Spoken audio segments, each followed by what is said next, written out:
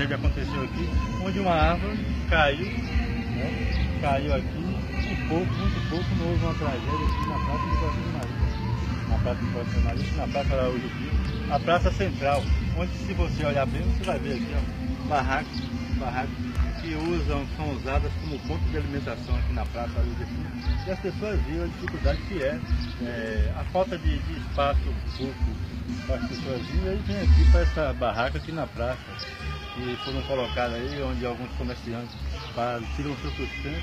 E aqui ontem aconteceu aqui em Coração de Maria, isso aí, essa tragédia. Por pouco, houve várias vítimas. Se você olhar bem aqui, você vê que a árvore está toda podre, né? Toda podre, e não está escassa de acontecer um novo acidente aqui na praça. A praça essa é frequentada por diversas pessoas aqui no município de Coração de Maria, na praça central aqui da nossa cidade. Você está vendo aqui, tá?